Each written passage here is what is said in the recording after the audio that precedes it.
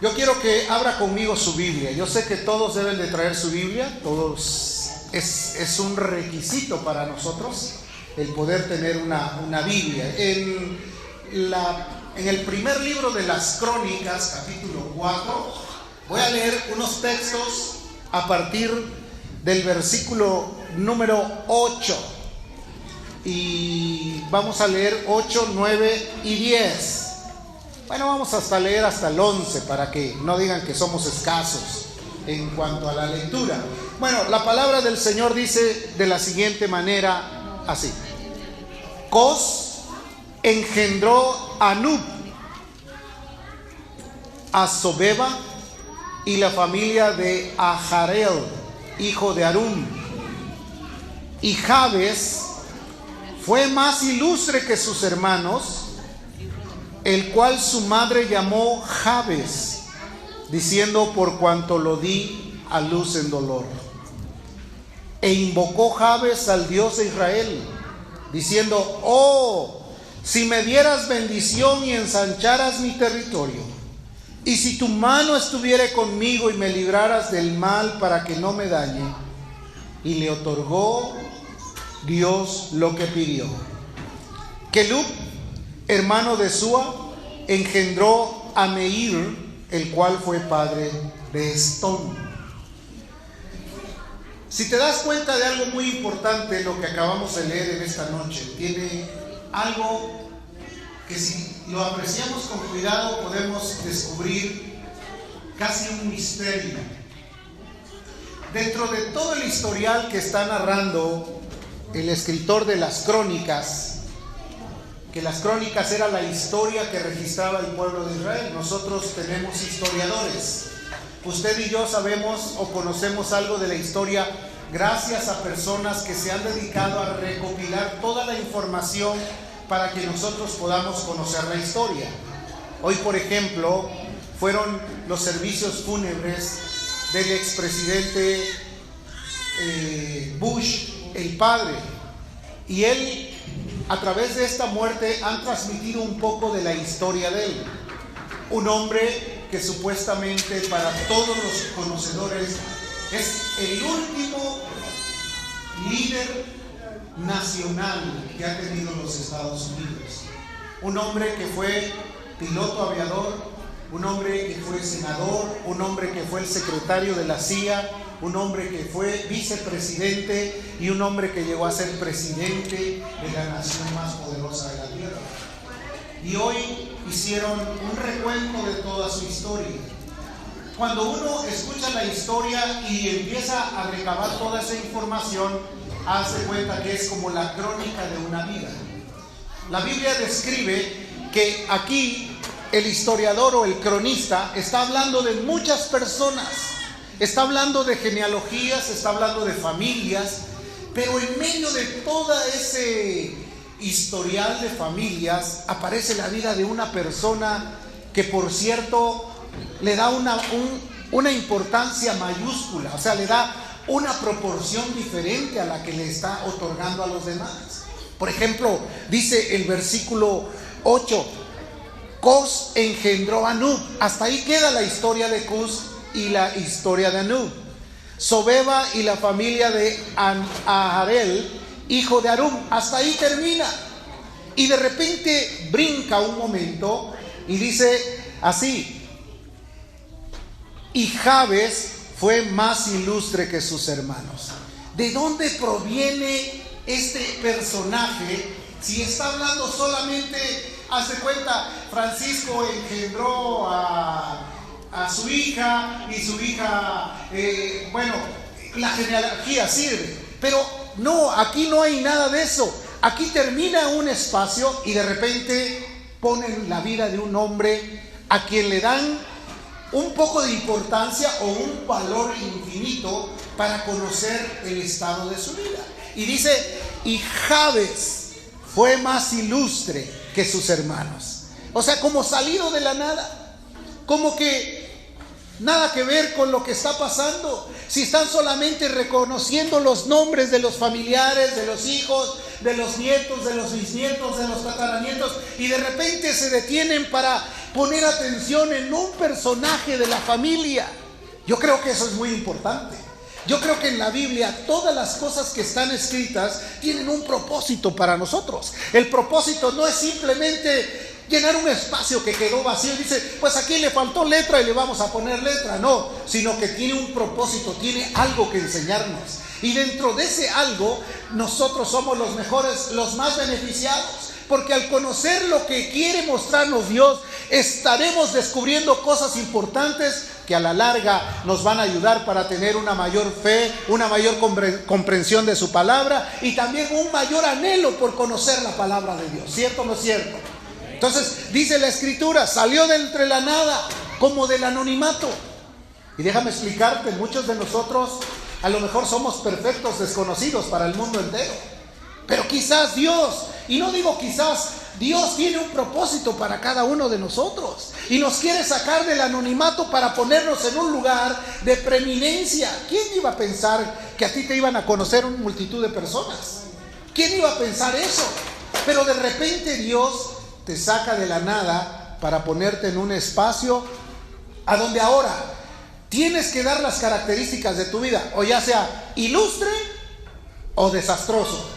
Tú elegirás cuál es el camino que vas a tomar. Dios solamente te va a poner para que tú brilles o opaques, o seas un objeto que opaca lo demás. Entonces, hay finalidades en cada una de las enseñanzas. Y yo quiero recorrer un poco estos pasajes para darte a conocer ciertos privilegios que nosotros estamos perdiendo por no saber. Porque la Biblia dice que el pueblo de Israel pereció porque le faltó conocimiento.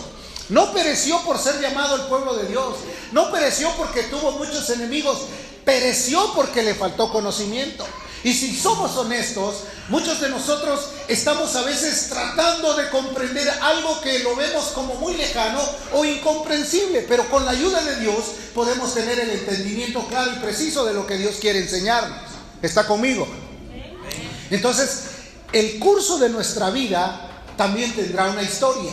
Y de ti y de mí y de cada uno de nosotros depende que esa historia sea buena o esa historia sea mala. En otras palabras, aquí delante de Dios te digo, tú puedes cambiar tu futuro. Amén. Tú puedes cambiar el futuro de tu familia. Quizás pienses que tu vida es insípida, que no tiene ningún proyecto adelante, que no tiene ningún proyecto de vida, que solamente tú has creído que el hombre nace, crece, se reproduce y muere y hasta ahí llegó. No, déjame decirte, tú tienes un proyecto que debes de saber cuál es para poder ponerlo en práctica. Cada estudiante, cuando empieza a terminar su carrera secundaria, rápidamente empieza a buscar consejeros, o hay personas que van a estar ahí para darles el consejo o una orientación vocacional para saber cuáles son las actitudes o las habilidades que posee y llevarlo para que estudie de esa manera. Pero cuando no hay ese tipo de consejos, nosotros estamos a veces apartados de toda la realidad y ajenos a que nuestra vida pueda tener significado. ¿Por qué crees que mucha gente cae a veces en el pantano de la desilusión? ¿Por qué crees que la humanidad está cayendo en el pantano del vicio o de el estar sometido a una dependencia o una forma de vida? ¿Por qué crees? Porque piensan que no hay proyectos para ellos en su vida, piensan que no hay nada por lo cual luchar. Cuando la Escritura dice que cada uno de nosotros tiene una razón por estar aquí en este mundo, amén. Dios te trajo con un propósito. Dios tiene un plan que te quiere inspirar para que tú saques el mejor provecho de él. Entonces, si a nosotros nos tocó vivir esta época, que por cierto no es la mejor, es una época difícil, una época de muchos distractores, una época donde hay infinidad de violencias, donde hay desánimos, donde hay todo tipo de complejidades para nosotros, pero también hay un Dios que dijo: yo estaré contigo, no te dejaré ni te desampararé. Y en eso es de donde nosotros debemos de tomar nuestra confianza y nuestra seguridad. Entonces hoy te voy a tratar de explicar lo importante que es cambiar la perspectiva de tu futuro. Quiere decir, tú eres responsable de cambiar la perspectiva de tu futuro. De ti depende. o seguir viviendo como siempre has vivido, o tomar la iniciativa de cambiar el futuro. Y cuesta. A veces tienes que negarte a ti mismo. En ocasiones tienes que tirar tus aparejos para que no te hundas en el mar de la confusión o de la ansiedad. Para que tu barco pueda llegar a tierra firme, tienes que aventar todo lo que sabes que te puede estorbar y entonces alcanzar la bendición de Dios. Leamos lo que dice otra vez, verso 9. Y Jabes fue más ilustre que sus hermanos. De cuidadosamente, dice, Jabes fue más ilustre que sus hermanos, al cual su madre llamó Jabes por cuanto lo dio en dolor. Empieza a explicar ciertas características de él. Dice, lo dio en dolor. Quiere decir que está explicando su historia. No fue un hombre normal, no fue una persona como tú y como yo, que nacieron sin tener problemas, que no tuvieron que ir a la incubadora para que ahí trataran de madurar sus pulmones o los latidos de su corazón se mantuvieran firmes. No, creo que muchos de nosotros no tuvimos esa necesidad. Así como venimos al mundo, empezamos a vivir y a desarrollarnos, y de tal manera que la gracia de Dios ha sido buena, que no nos hemos enfermado, que no tenemos un mal congénito, y que vivimos y que tenemos entendimiento de las cosas que hacemos. Terrible cuando no podemos vivir de esa forma. Entonces, Jabes tiene una actitud muy diferente. Entonces, aquí Jabes empieza a decir que él era un hombre que era más ilustre. ¿Qué quiere decir ilustre? Reconocido. A Jabes se le reconoció. Por eso, como que hubo una pausa en la historia y dijeron, a ver, un momento, aquí tengo que explicar algo. Aquí hay algo que la gente necesita saber. Jabes era un hombre ilustre, reconocido. Le reconocían quizás por su voluntad, por algún atractivo, por su vocación. ¿Por qué te van a reconocer a ti? Que no te reconozcan por tu enojo, que no te reconozcan por las mentiras, que no te reconozcan por la codicia, que te reconozcan por algo agradable, por algo que sea mencionado con alegría, que puedan decir, este hombre es un hombre de fe, esta persona es una persona de mucho empuje, me cae bien esta persona porque es arrojada y valiente. Si te das cuenta de eso, hay una gran diferencia entre el testimonio que damos públicamente, entre nuestras acciones o lo que nosotros aparentamos querer ser. No, Dios conoce nuestra vida, Dios sabe quiénes somos y a Él no le podemos engañar, ¿cierto o no es cierto?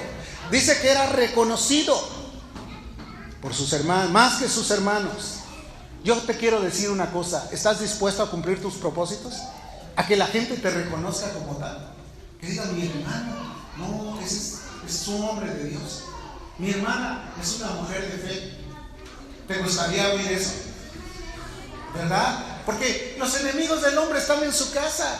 Lo primero que van a ver tus familiares, van a ver, ay, ya se cambió de religión, ya le lavaron el coco, ¿cierto o no es cierto? Ya le hicieron cambiar. Esos son los primeros comentarios que escuchas de la familia. Pero cuando empiezas a no detenerte, sino a continuar, a no bajar la guardia, a seguir hacia adelante, entonces ellos empiezan a darse cuenta, este va en serio, la verdad sí cambió, la verdad ha dejado de hacer muchas cosas que antes hacía, ahora lo puedo ver como un ejemplo, mira, háblale a él te puede recomendar porque él tiene inteligencia y te van a reconocer como tal, ¿cierto o no es cierto? Jabes era reconocido por sus hermanos. Que te reconozcan, que sepan que tú has estado con Dios, que sepan que tú vives con Dios. Jacob, cuando salió de la presencia de Dios, iba cojeando y entonces supieron que había estado luchando con Dios. Moisés, cuando bajó del monte, su rostro brillaba y tenía que cubrirse con un velo porque la gente se sentía opacada al ver la luz. Que puedan ver en ti algo diferente. Jabes era ilustre, reconocido.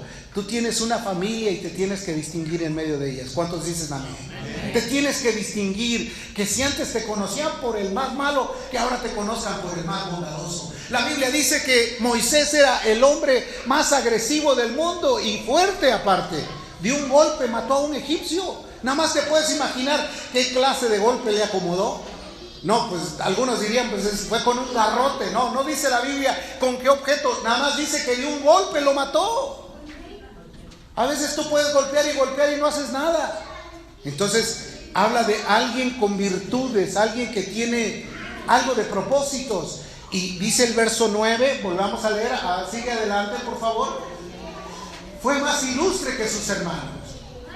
Su madre llamó Jabes, diciendo, porque lo dio en dolor. Quiere decir que su vida de Jabes fue una vida muy accidentada. Yo creo que la vida de todos nosotros ha sido una vida muy accidentada. Nuestra infancia no fue la mejor, ¿cierto o no es cierto? Vivimos entre gente que ignoraba la palabra, que los comportamientos de ellos no eran los mejores ejemplos. Y yo creo que a ti sí te tocó vivir la vida que obviamente por eso te tiene todavía respirando. Porque ahí antes un padre y una madre no eran de las que te decían hazlo, sino que iba acompañado ya de una buena terapia de golpes para que pudieras hacer las cosas. Anteriormente no era así, sino hasta donde corrieras ahí te alcanzaban y te daban hasta que se cansaban ellos. ¿Por qué razón? Porque era diferente. Hoy trata de decirle algo a un niño, llamo al 911 y te tiemblan las piernas y mejor no haces nada. ¿Por qué? Porque tienes temor a eso. Porque hoy el humanismo ha sido levantado más que el cristianismo. Hoy piensan que el humanismo es defender la vida del hombre y después el hombre se vuelve irresponsable y no tiene la capacidad de sostener su familia y de responsabilizarse por las cosas que hace. Por esa razón es que vivimos en una sociedad que ya no tiene temor de Dios, hermano. Y si nosotros todavía lo tenemos, debemos de agarrarnos de él. Debemos de considerar que es el llamado de Dios para nuestra vida. La vida de Jabes fue una vida muy complicada, una vida de mucho sufrimiento. Su madre lo dio en dolor. Ahora yo te pregunto, ¿cuánto dolor le causaste a tus padres en el pasado? No me contestes a mí, pero un poco de reflexión no te hace daño. ¿Cuánto daño le causaste a tus padres? Cuando no llegabas, cuando te ibas de pinta, cuando te desaparecías, cuando los hacías sufrir por tus comportamientos, tu infancia, tu adolescencia, tu madurez, pues no fue la mejor, ¿verdad? Porque no venimos de ser dechados de virtudes. Ninguno de nosotros, de los que estamos aquí, pienso yo, a menos que me equivoque, vivimos como dice el Salmo 1, bienaventurado el varón que no anduvo en consejo de malos, ¿no? En todos los consejos malos nos metimos, ¿cierto o no es cierto? Y de ahí nos rescató Dios, porque Él vino a salvar lo que se había perdido. No fue porque fuéramos buenos, sino por la misericordia que Dios tuvo con nosotros. Entonces, nuestras vidas no fueron las mejores. ¿Cuánto dolor le causaste a tus padres? No te juntes con él. No, pues no me junté, ya vivo con él. Y ahí está, echaste a perder todo. ¿Cierto o no es cierto? Porque la vida del hombre es así. A veces el hombre piensa, yo soy arquitecto de mi propio destino, y cuando se da cuenta es un arquitecto que está en bancarrota, porque todo lo echó a perder. Todo lo que hizo lo ha echado a perder. Solo Dios en su amor y en su misericordia nos ayuda a poder ser levantados del polvo. Amén. Porque Él levanta del polvo al pobre y al menesteroso del muladar. Hermano, el muladar no creas que es el lugar de reposo donde hay rosas y donde hay toda clase de aspectos agradables. No, el muladar es el lugar donde está el estercolero. De ahí nos sacó Dios. De ahí metió su mano. Tu nombre que te pusieron también representa algo de tu comportamiento que ibas a tener. Y yo no te estoy diciendo que te vayas ahorita corriendo a buscar qué significa tu nombre, pero te vas a dar cuenta de lo que significa. Y cuando te das cuenta, vas a darte cuenta que es más o menos la orientación para donde te llevaron o para donde te ha llevado. La Biblia dice que llamará su nombre Jesús porque Él salvará a su pueblo de su pecado. Y Jesús significa Jehová es salvación. El Salvador del mundo es su nombre. Pero tu nombre, a lo mejor no te has puesto a pensar qué significa. También te lleva a una orientación donde dices, mejor cámbienmelo ahora que me haga ciudadano, porque la verdad con ese nombre no prefiero seguir viviendo. Entonces, todo lo que tú eres, todo lo que tiene que ver, y no es mágico, no es nada, sino como que Dios conoce. Por eso dice la Biblia que cuando Dios creó al mundo, a todas las cosas llamó por su nombre, ¿cierto o no es cierto? Y que cada semilla dará su fruto según su género. Y tú eres parte como de una semilla. Tu nombre representa algo de lo que es tu personalidad. Tu personalidad. Gracias a Dios aquí nadie se llama Judas. Tu nombre representa la personalidad que eres. Entonces, ¿qué otra cosa más? Dice, aparte, ahí, por cuanto lo di en dolor, lo di a luz en dolor. Bueno, sin embargo, Dios ha sido bueno con nosotros, nos ha beneficiado. ¿Cuántos dicen amén? Porque aunque jalábamos la cobija, llegamos hasta aquí, gracias a Dios. Como dijo Samuel, Ebenezer, hasta aquí nos ayudó el Señor. Amén. Hermano, ya estamos en el 2018. ¿Quién se iba a imaginar que íbamos a vivir tanto? A veces piensas, no, pues hay algunos que en tanto desánimo viven que ya, Señor, ya si quieres llévame. ¿Cuál llévame? Dios no sustenta caprichos. O sea, en otras palabras, te toca vivir para que hagas la voluntad de Dios. Amén. Los beneficios, lo que has hecho, Dios siempre tratando de mejorar tu vida. Dime sí o no, Dios ha estado provocando muchas cosas para que tú lo busques. A veces te ha cerrado las puertas para que te des contra la pared y trates de buscar la puerta angosta, ahí donde está Dios, ahí donde dijo, aquí yo soy la puerta y el que por mí entrare será salvo. Que busques la presencia de Dios y te orilla y te obliga, y a veces ya sientes que ya no hay salida, pero Dios todavía tiene algo especial para ti. Entonces Dios siempre ha estado buscándote porque quiere que mejores tu condición, quiere que seas diferente. ¿Cuántos quieren ser diferentes? A lo mejor hoy te trataron mal y pensaste, yo que hoy fui a hacer bien, ya me hicieron mal. No te preocupes, el diablo también trabaja, pero mayor es el que está en nosotros que el que está en el mundo. Alabado sea su nombre. Él es mayor que cualquiera de nosotros y cualquier enemigo. Ahora aquí viene lo bueno, el verso siguiente. Dice, pero sin fe es imposible agradar a Dios. El verso 4, el verso 10, el de Primera de Crónicas, capítulo 4, dice, e invocó Jabes al Dios de Israel. ¿Cuántos dan gloria a Dios? Invocó a Dios. Ahora, no es el típico de la invocación nada más, no. Él se consagró a pedirle a Dios la ayuda que necesitaba. Invocó a Dios. Lo mejor que nosotros podemos hacer en medio de la turbulencia del mar, en medio de la crisis, en medio de los conflictos, es invocar el nombre de Dios. Jesús dijo que el que invocare al Señor en el último momento será salvo. Amén. El apóstol Pablo también explicó lo mismo, e invocarán al Señor y Él los oirá. Quiere decir que hay una esperanza cuando tú buscas a Dios. No invocas la religión, no invocas al pastor, no invocas a los diáconos o a los uniformados, invocas al Rey de Reyes y Señor de Señores. Invocó a Dios, dice el verso 4, síguele uno antes. Ahí dice el verso 10, e invocó Jabes al Dios de Israel. Muchos de los problemas nosotros los pudiéramos evitar o serían menos gravosos si invocáramos el nombre de Dios. Pero muchas veces estás como Marta, afanado y turbado con muchas cosas. No quieres sentarte a los pies de Jesús. Te cuesta trabajo. Es que el trabajo, es que no terminé de hacer la cocinada, es que el dinero que tengo que ganar, es que los problemas que tengo. Hermano, sin Dios nosotros no somos nada. Y déjame darte una noticia. Dios sin nosotros sigue siendo Dios. ¿Cuántos dan gloria a Dios? Sin nosotros Él sigue siendo Dios. ¿Tú crees que le hacemos falta? Nada. Nosotros necesitamos de su ayuda. Invocó a Dios. Ahora sí, Hebreos 11:6. ¿Cómo lo invocó? Con confianza. Pero sin fe es imposible agradar a Dios. Si no hay confianza, hermano, ninguna de nuestras invocaciones sirven de nada. ¿Qué está diciendo? Que las oraciones sin fe, haz de cuenta como que estás tirando piedras a la aventura. Nunca van a servir. Que vamos a ver y no sabes de qué estás diciendo, nada, no tiene función. Sin fe es imposible agradar a Dios. Es necesario que el que se acerca a Dios debe de creer que ahí está. Y que aparte de que está ahí, te va a ayudar porque es galardonador de los que le buscan. En otras palabras, Él te va a dar todo lo que tú necesitas. ¿Por qué no hay respuestas?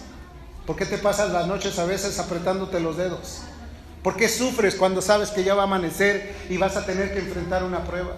¿Por qué te sientes acongojado ante los problemas, ante la familia, ante los conflictos, ante la economía? ¿Por qué te sientes así? Porque tu oración no es la que Dios quiere. Porque lo haces simplemente como una forma meticulosa de cumplir con un ritual. Tienes que hacerlo de acuerdo a acercarte a aquel que hizo los cielos y la tierra, al que tiene poder de ayudarnos en todo momento. Sin fe no sirve, no funciona. Es más, sin fe, en lugar de amar a Dios y de bendecirlo, lo estamos ofendiendo. Porque lo que no procede de fe, dice la Biblia, es pecado. Lo que no procede de fe es pecado. Tú haces algo sin fe, no sirve de nada.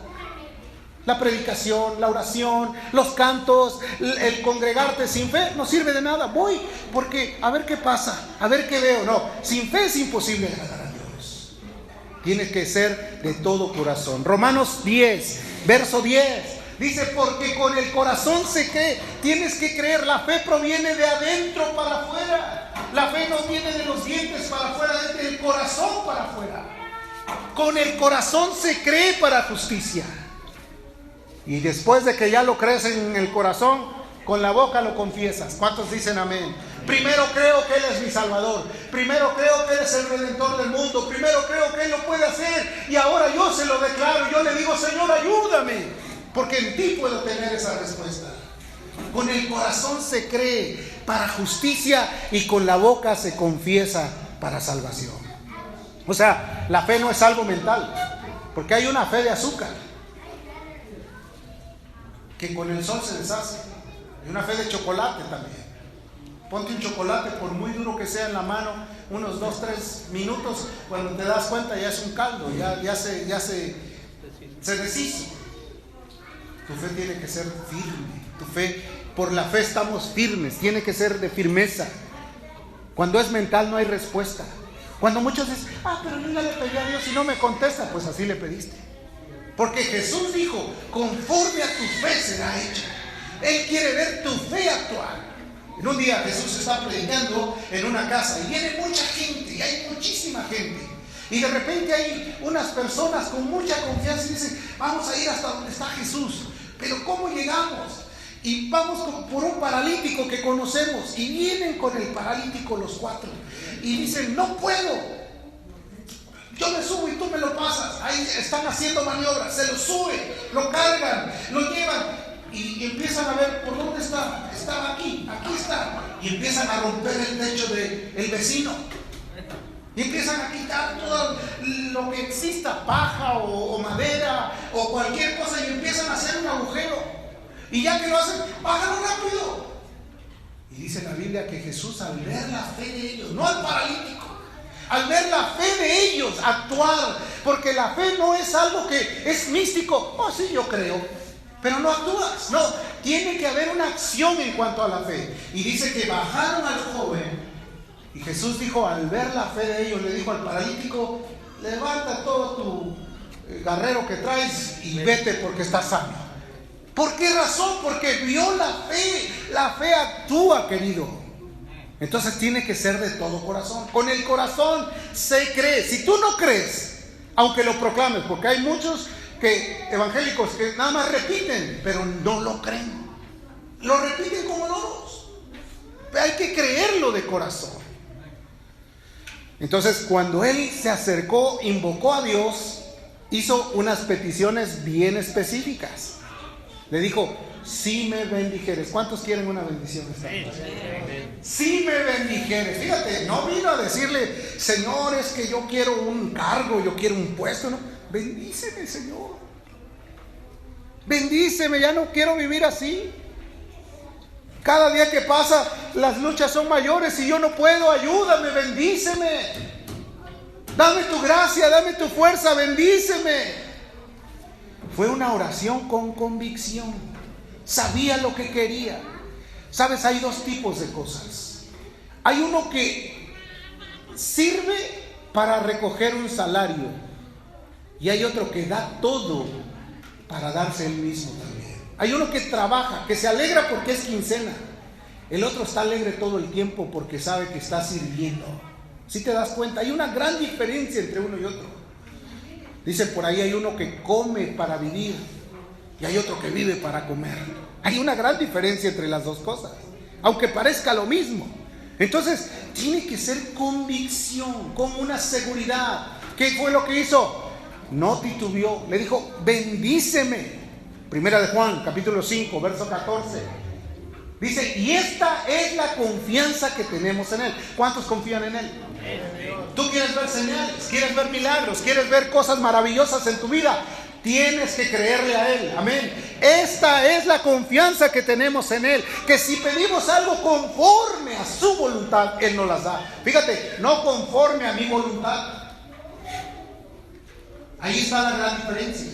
Porque a veces, no, Señor, mi voluntad es que hoy yo quiero hacer un espectáculo bien bonito.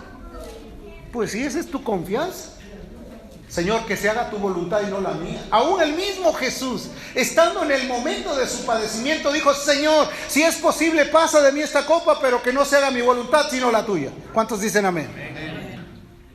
¿O quieres tú hacer tu voluntad? Por eso nos han criticado ya en el mundo. Ayer, por ejemplo, estaba viendo ahí que estaban diciendo que iban a hablar acerca de los magnates de Dios.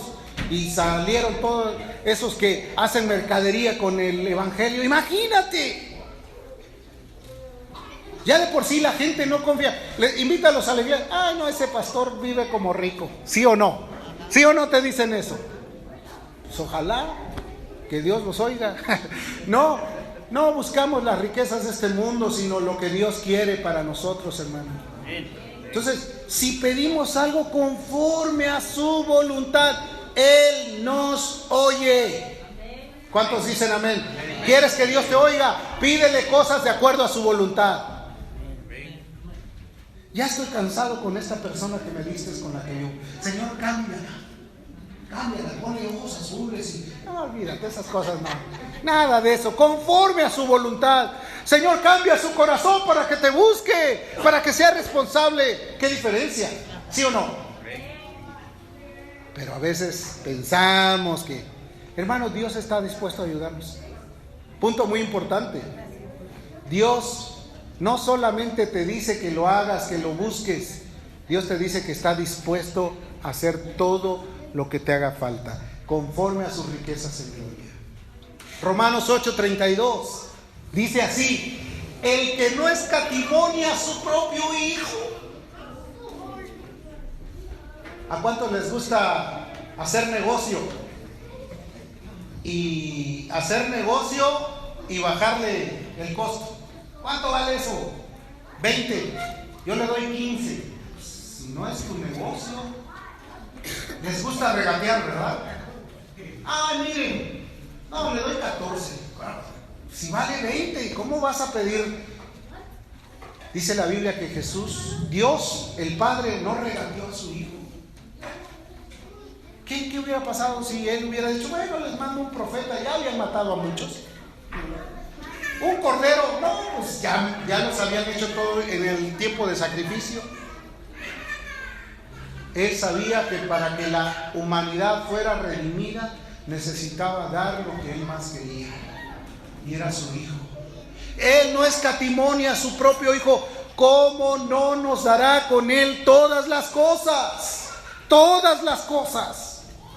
¿Qué quieres? ¿Qué necesitas? ¿Qué te hace falta? Todas las cosas de acuerdo a su voluntad. No te olvides de ese punto. Todas las cosas. Te va a llevar a lugares que jamás te imaginaste. Jeremías dice, clama a mí y yo te responderé y te enseñaré cosas grandes y ocultas que tú no conoces. Cosas que ni siquiera te imaginas que tus ojos van a ver. Las van a ver gracias a que has puesto tu vida en la voluntad de Dios. Jesús, el salmista dijo, pídeme y yo te daré por herencia las naciones. Hay ocasiones que mejor huimos de nuestra nación porque allá ya no cabíamos. Pídele por tu nación y vas a ver cómo no va a poner tu corazón, aunque aquí tengas todo y allá no tengas nada, pero vas a ir a hacer la voluntad del Padre. Amén. ¿Qué más? Le dijo también: ensancha mi territorio. En este país, la mayor parte de gente vive en lugares estrechos, ¿sí o no? No puedes pasar la raya porque ya estás pisando el territorio del vecino, ¿sí o no? Es todo tan estrecho. Ensancha mi territorio, alarga mi vida, haz algo diferente, cámbiame, dame oportunidad de tener un poco de holgura. ¿Cuántos se han sentido oprimidos? Sean honestos. No levante su mano, ya sé quién soy. No sé, o sea, ya estamos oprimidos. Isaías 54, versículo 2 y 3. Fíjate la promesa de Dios para nosotros: ensancha el sitio de tu tienda y las cortinas de tus habitaciones. ¿Qué más? Sean extendidas, no seas escasa. A veces somos muy escasos. Poco tiempo de esto, poco tiempo de esto otro, poco tiempo de esto, poca lectura, poca oración, poca ofrenda, poco tiempo para el Señor, pocas reuniones, todo bien poquito, bien escasos. ¿Sí o no? A veces preferimos tomar los días que a nosotros nos conviene, bien escasos. No seas escaso, alarga tus estacas. Alarga tus cuerdas y refuerza tus estacas. Amarra tus estacas. Estira tu tienda. Jálala, hazla diferente. Porque te extenderás a la mano derecha y a la mano izquierda. Y tu descendencia heredará naciones. ¿Cuántos dan gloria a Dios? Sí, a lo mejor no eres tú, pero a lo mejor son tus hijos, tus nietos, tus bisnietos, que van a estar reconquistando las naciones que se han alejado de Dios. ¿Te gusta la idea o no te gusta? Ah, no, si yo no soy, mejor ellos no. Somos bien paternalistas, ¿verdad? Los latinos así somos. Tenemos hijos de 40, 50 años viviendo con nosotros porque somos bien paternalistas. ¿Sí o no? Mira el sajón, cumple 18. ¿Ya cuántos te faltan? Casi para que te vayas, ¿eh? No, aquí. Por favor, no me dejes. Somos muy paternalistas, hermano. Somos muy consanguíneos, ¿verdad? El poder de la sangre, dicen. No es cierto, hermano. Somos muy miedosos. A veces no queremos soltarnos. Alarga tus estacas, alarga tus cuerdas, amarra tus estacas. Dios te va a permitir que tu familia pueda poseer las moradas que tú no sabes. Y esa es una promesa firme que solamente la da Dios. Pídeme y yo te daré por herencia a las naciones. Pídeme. Dios te va a dar lo que tú le pidas, porque tu corazón va a crecer en fe, porque tu vida va a ser diferente, porque vas a dejar de estar buscando los mendrujos cuando Dios te sirve los platos llenos en la mesa. Y si lo hizo con Jabes, también lo puede hacer contigo. Porque Dios no hace acepción de personas. Amén. Tú no eres diferente a Él. Tú no eres, aunque seas mujer, no eres diferente. Cree y actúa. Ahora déjame decirte algo, que Dios sabe cuál es tu real necesidad. A veces ni es el dinero, hermano.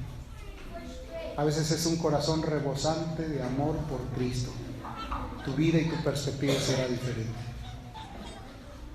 Que estés listo para dar a los demás. ¿Qué satisfacción hay cuando una persona sirve y sirve de todo corazón?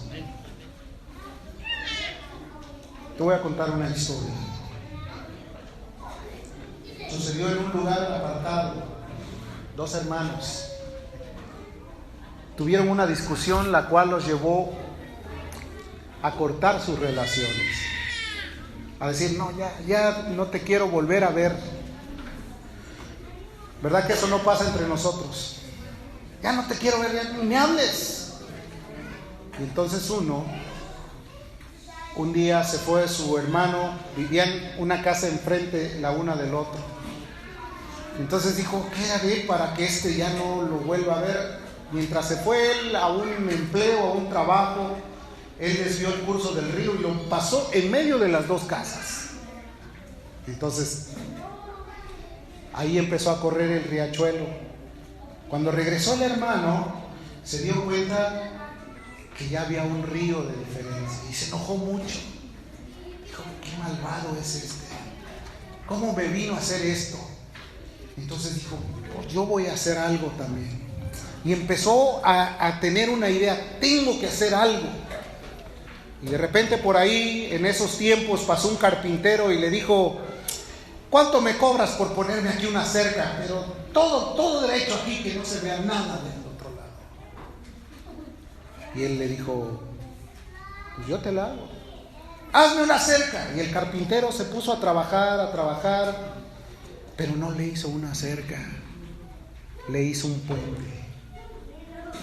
Ya el otro regresó, el carpintero había terminado su trabajo y cuando vio el puente casi le da un infarto.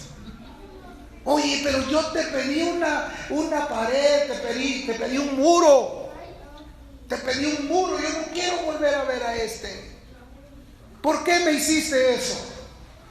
La cuestión es que se enojó y el hermano de la otra casa que había hecho el río salió y vio que había un puente y se llenó de gozo. Su corazón empezó a palpitar de alegría y corrió, cruzó el puente y llegó a donde estaba su hermano y le dijo, ¿qué corazón más noble tienes? Yo traté de separarte, yo traté de que ya no tuviéramos nada que ver y tú hiciste todo para que otra vez volviéramos a tener nuestra relación de hermanos. Cuando buscaron al carpintero, ya el carpintero ya no estaba ahí. Y a veces tú piensas crear divisiones entre tus familias, entre todos los que te rodean. Cuando Cristo fue el carpintero perfecto que puso la comunicación entre el Dios Todopoderoso y nosotros como miserables pecadores, porque Él es el único mediador entre Dios y los hombres. Él es el que aventó el puente para que tú y yo ya no viviéramos y cayéramos al abismo. ¿Qué te quiero decir con esto? Que en medio de toda la historia de este hombre llamado Jabes hay una ilustración para nosotros. Dios quiere llenarte de todo lo que te hace falta, pero tienes que tener la confianza y la seguridad en Él. Deja de crear divisiones. Deja de pensar que separado de los demás tú estás en mejor situación. Jesús dijo, separados de mí, nada podéis hacer. Jesucristo es el Señor de señores. Amén. Jesucristo es el único que nos puede bendecir. Y yo te pido esta noche que tú medites qué es lo que tú necesitas.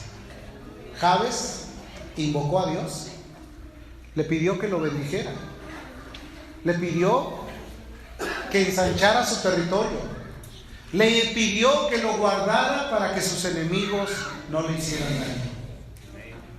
Pero lo más precioso de todo esto es que dice el versículo final, y le dio Dios todo lo que Jabes pidió. ¿Qué le has pedido tú? ¿Cuál es tu petición esta noche? Cierra tus ojos un momento.